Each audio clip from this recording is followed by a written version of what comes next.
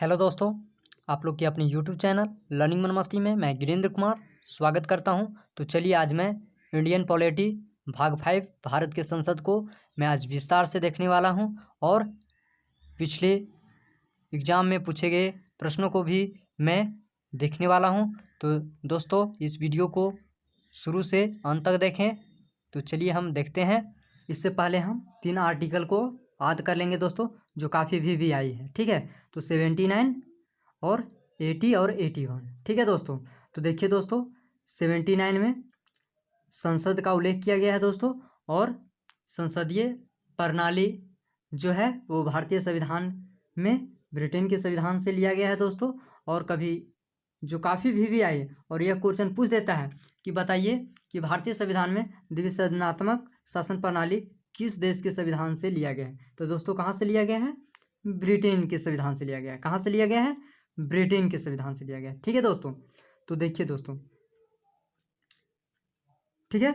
अब देखिए दोस्तों 80 में राज्यसभा का उल्लेख किया गया है दोस्तों, और 81 क्या है?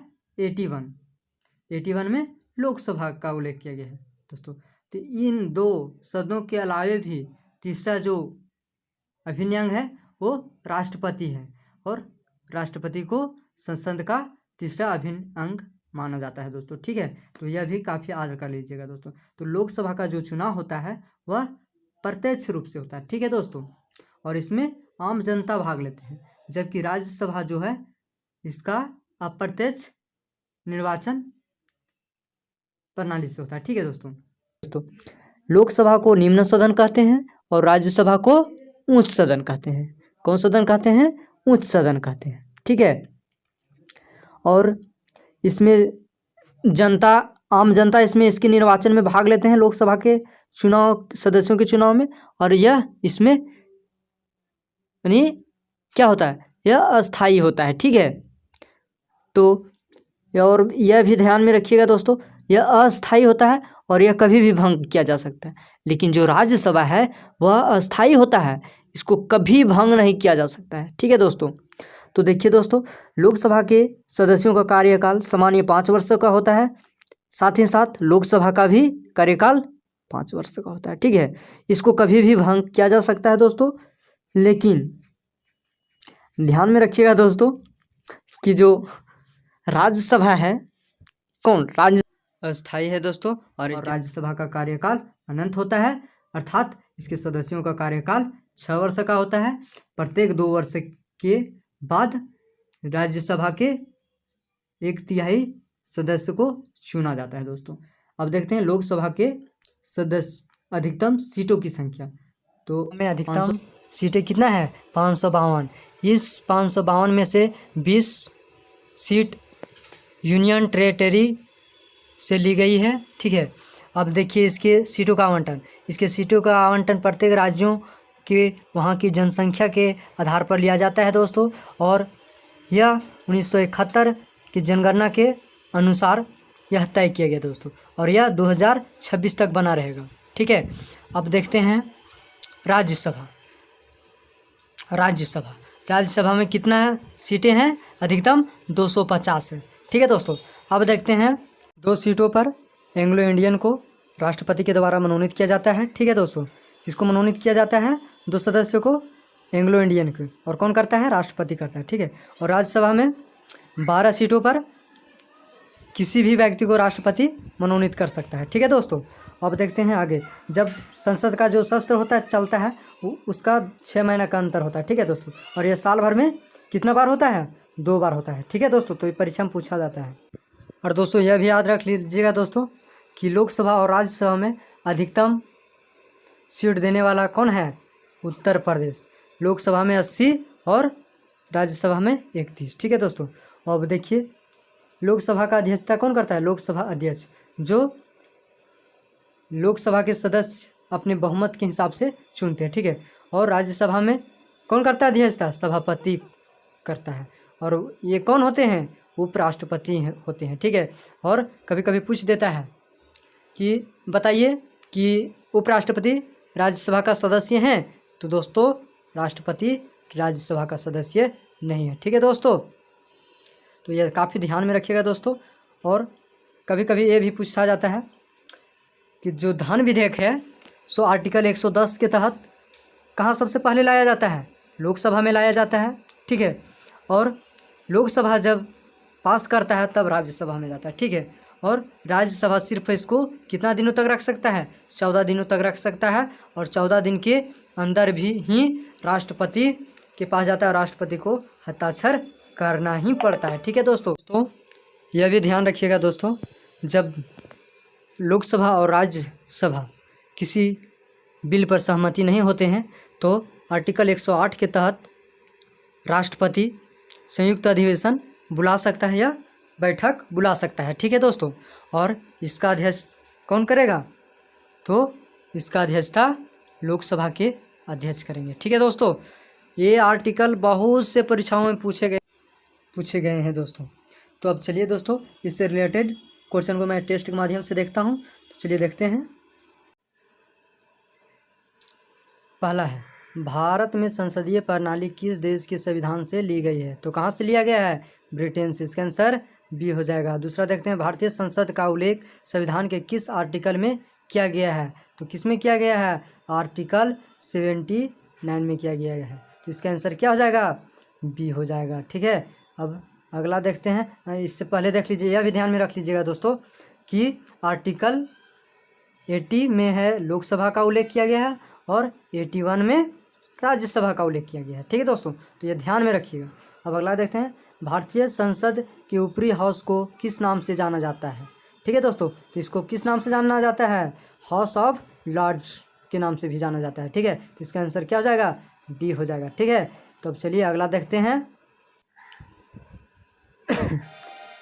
राज्यसभा के सदस्यों का कार्यकाल कितने वर्ष का होता है, तो कितने वर्ष का होता है दोस्तों, 6 वर्ष का होता है। कितने वर्ष का होगा, 6 वर्ष का, ठीक है। तो इसका आंसर क्या हो जाएगा, इसका आंसर डी हो जाएगा, ठीक है दोस्तों।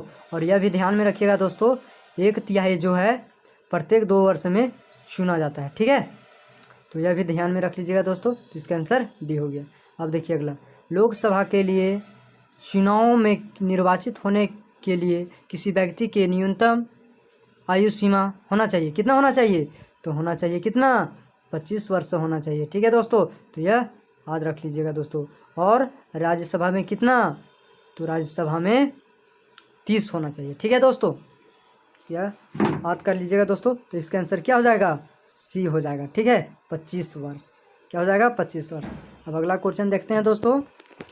लोकसभा में राज्यवार सीटों का आवंटन वर्ष 1971 की जनगणना पर आधारित है। यह निर्धारण किस वर्ष तक यथावत रहेगा, ठीक है दोस्तों। तो कब तक रहेगा, कब तक नहीं बदला जा सकता है, तो 2026 तक, ठीक है। तो इसका आंसर क्या हो जाएगा, बी हो जाएगा। चलिए आगे देखते हैं। लोकसभा में सदस्यों की जो अधिकतम संख्या निर्धारित की गई है वह कितना है दोस्तों, लोकसभा में अधिकतम कितना होते हैं, तो 552 होते हैं। इसका आंसर क्या हो जाएगा, सी हो जाएगा, जिसमें 530 राज्य से होते हैं और 20 यूनियन टेरेटरी से होते हैं और 2 राष्ट्रपति के द्वारा मनोनीत होते हैं, जो आर्टिकल 331 के तहत मनोनीत करते हैं। कुल मिलाकर कितने हो जाते हैं, 552, ठीक है दोस्तों। अगला, राज्यसभा को अस्थायी सदन कहते हैं क्योंकि सभी सदस्य आजीवन सदस्य होते हैं, नहीं दोस्तों, इससे विघटित नहीं किया जा सकता है। क्या नहीं किया जा सकता है, विघटित नहीं किया जा सकता है। तो इसका आंसर क्या हो जाएगा, बी हो जाएगा, ठीक है दोस्तों। तो ध्यान में रखिएगा दोस्तों। चलिए तो अब अगला हम क्वेश्चन देखते हैं, ठीक है। लोकसभा में आंग्ल भारतीय समुदाय से सदस्य मनोनीत करने की शक्ति किसके पास है, तो किसके पास है दोस्तों, लोकसभा में कौन मनोनीत कर सकते हैं, तो भारत के जो राष्ट्रपति होते हैं। तो इसका आंसर क्या हो जाएगा, बी हो जाएगा, ठीक है दोस्तों। यह आर्टिकल कितना के तहत मनोनीत करते हैं, 331 के तहत। चलिए देखते हैं। लोकसभा के कम से कम कितने सत्र बुलाए जाते हैं, तो कितने, 2 बार, और इसका अंतर कितना का होता है, 6 माह का होता है। कितना का होता है, 6 माह का। तो इसका आंसर क्या हो जाएगा, बी हो जाएगा। वर्ष में कितना बार, 2 बार, ठीक है। आगे देखते हैं। भारत में किस राज्य का लोकसभा व राज्यसभा में प्रतिनिधित्व सर्वाधिक है, किस राज्य का सर्वाधिक है तो उत्तर प्रदेश का है। ठीक है दोस्तों, जिसका आंसर ये हो जाएगा। तो यानी लोकसभा में 80 सीटें देता है और यहाँ कितना है राज्यसभा में 31 है। ठीक है दोस्तों, तो अब अगला देखते हैं। उत्तर प्रदेश के बाद लोकसभा में सर्वाधिक स्थानों का आवंटन किया गया है किस राज्य का? तो हो जाएगा महाराष्ट्र का। ठीक है, दूसरा नंबर में कौन आ जाएगा? महाराष्ट्र। और पहला नंबर में कौन था? तो उत्तर प्रदेश था। ये लोकसभा में 48 देता है। ठीक है, तो इसका आंसर सी हो जाएगा। राज्यसभा में सीटों की अधिकतम संख्या कितनी हो सकती है? कितनी हो सकती है? 250। इसका आंसर ये हो जाएगा। राज्यसभा के लिए राष्ट्रपति द्वारा कितने सदस्य नामित किए गए हैं? तो कितने? 12 को नामित किए जाते हैं। किसी भी व्यक्ति को राष्ट्रपति नामित कर सकते हैं। तो इसका आंसर क्या हो जाएगा? बी हो जाएगा। ठीक है दोस्तों, अब अगला देखते हैं। राज्यसभा के चुनाव हेतु एक अभ्यर्थी की आयु निम्नलिखित में से कम नहीं होनी चाहिए। तो कितना होना चाहिए राज्यसभा के सदस्य बनने के लिए? 30 वर्ष होना चाहिए और लोकसभा के लिए 25 वर्ष होना चाहिए। तो इसका आंसर सी हो जाएगा। लोकसभा के लिए निर्वाचन के बारे में निम्नलिखित में से कौन सा कथन सही नहीं है दोस्तों? तो देखते हैं, पहला कथन क्या है? निर्वाचन वयस्क मताधिकार के आधार पर होता है। यह बिल्कुल सही है दोस्तों। अगला देखते हैं बी, निर्वाचनों का संचालन निर्वाचन आयोग करता है। यह तो बिल्कुल सही है दोस्तों। अब अगला सी देखते हैं, निर्वाचनों के लिए मतदाताओं की सूची को राष्ट्रपति के निर्देशन और नियंत्रण में तैयार किया जाता है। यह बिल्कुल गलत है दोस्तों। तो इसका आंसर क्या हो जाएगा? सी हो जाएगा। तो इसका आंसर क्या हो जाएगा? सी हो जाएगा। और ये बाकी सब क्या है? सही है। ठीक है दोस्तों, तो हम देख लिए इसका आंसर क्या हो गया? सी हो गया। अब अगला देखते हैं दोस्तों, लोकसभा में राज्यों को किस आधार पर सीटों आवंटित होती है? तो किस आधार पर होता है दोस्तों? उस राज्य के जनसंख्या के आधार पर होता है। ठीक है दोस्तों, तो हम देखें कि उत्तर प्रदेश में सर्वाधिक जनसंख्या थी और वहाँ पे लोकसभा और राज्यसभा की सीटें भी अधिक है। ठीक है दोस्तों, तो चलिए आगे हम देखते हैं। राज्यसभा का सभापति कौन होता है? राज्यसभा का सभापति कौन होता है? तो हम पहले देख चुके हैं दोस्तों, उपराष्ट्रपति होता है। कौन होता है? उपराष्ट्रपति होता है, जो क्या राज्यसभा के सदस्य नहीं होते हैं। ठीक है दोस्तों, तो यह भी काफ़ी VVI क्वेश्चन दोस्तों, तो याद रख लीजिएगा दोस्तों। चलिए तो अगला हम देखते हैं दोस्तों, किस सदन में अध्यक्ष उस सदन का सदस्य नहीं होता है?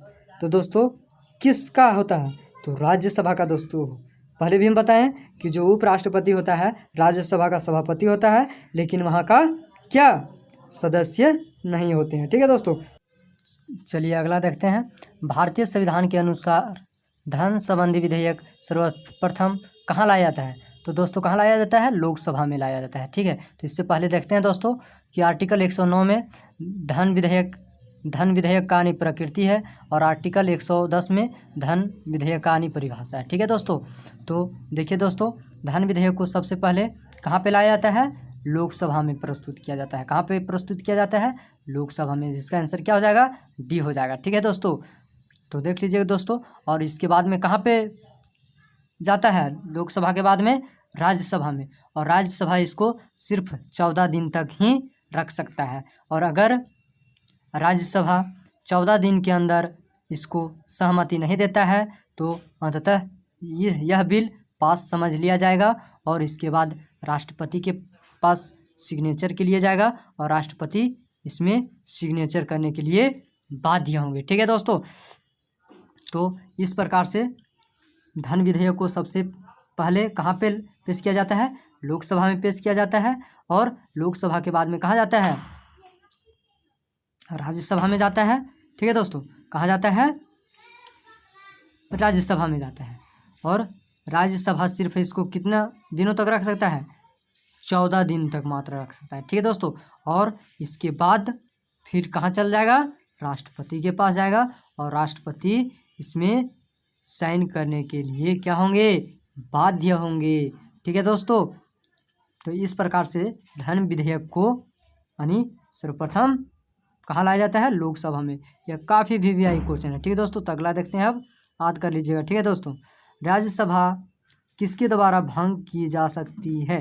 तो दोस्तों हम पहले देख चुके हैं राज्यसभा को कभी भंग नहीं किया जा सकता है। इसका आंसर क्या हो जाएगा? डी। ठीक है, काहे? क्योंकि यह अस्थाई सदन है। ठीक है, अगला देखते हैं दोस्तों।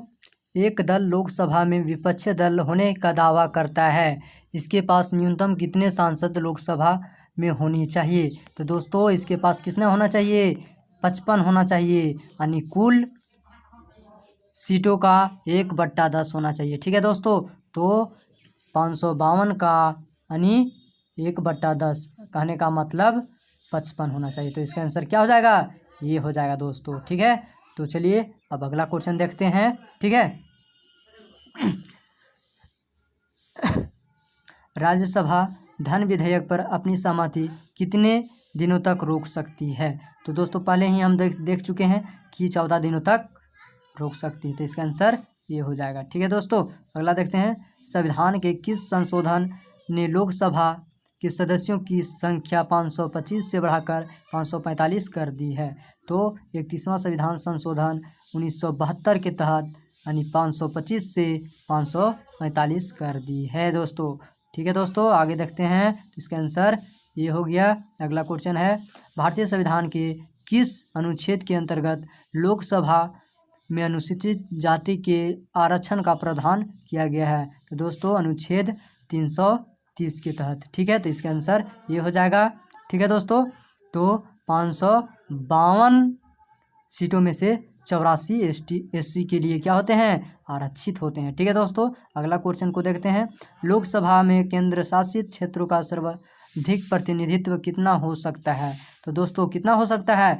20 हो सकता है। तो इसका आंसर क्या हो जाएगा? बी हो जाएगा, यानी 530 तो हो जाते हैं राज्य के और 20 हो जाते हैं कहाँ के? केंद्र शासित क्षेत्र के। ठीक है दोस्तों, तो चलिए अगला देखते हैं। लोकसभा में अनुसूचित जाति के लिए आरक्षित स्थानों की संख्या कितनी है? तो 84 है। तो इसका आंसर डी हो जाएगा। ठीक है, लोकसभा को कार्यकाल पूरा होने के पहले भंग किया जा सकता है? तो देखिए दोस्तों, आर्टिकल 85 के तहत भारत के प्रधानमंत्री की सिफारिश पर राष्ट्रपति इसको भंग कर सकता है। ठीक है दोस्तों, कौन कर सकता है? जब प्रधानमंत्री सिफारिश कर देंगे, अपना सिफारिश देंगे राष्ट्रपति को, तो लोकसभा को भंग किया जा सकता है आर्टिकल 85 के तहत। इसका आंसर क्या हो जाएगा? डी। ठीक है, तो चलिए दोस्तों अगला हम देखते हैं। लोकसभा की बैठक समाप्त की जा सकती है स्थगन द्वारा, सत्राभाषण द्वारा, विघटन द्वारा कि उपयुक्त में से सभी के द्वारा? तो दोस्तों इसका आंसर डी हो जाएगा, लेकिन आर्टिकल 85 में इन तीनों का उल्लेख किया गया है। ठीक है दोस्तों, तो अगला देखते हैं। संसद के दोनों सदनों के संयुक्त अधिवेशन की अध्यक्षता कौन करता है? दोस्तों ये काफ़ी VVI क्वेश्चन है दोस्तों, बहुत से परीक्षाओं में पूछे गए हैं। ठीक है दोस्तों, तो कौन है? लोकसभा के अध्यक्ष करते हैं। कौन करता है? इसका अध्यक्षता लोकसभा का अध्यक्ष करता है। जब कोई अधिनियम में दोनों सदन का सहमति नहीं होता है तो राष्ट्रपति दोनों सदनों का संयुक्त अधिवेशन आर्टिकल 108 के तहत बुलाता है और इसका अध्यक्षता लोकसभा के अध्यक्ष करते हैं। चलिए दोस्तों, आज का वीडियो मैं यहीं तक रखता हूं। तो अगर यह वीडियो देखने में आप लोग को अच्छा लगे तो आप लाइक सब्सक्राइब ज़रूर करें, और लाइक और सब्सक्राइब करने में कोई कोताही ना करें, क्योंकि आप लोग का लाइक बहुत कम हो रहा है। ठीक है दोस्तों, तो आज का वीडियो यहीं तक रखता हूँ। जय हिंद, जय भारत।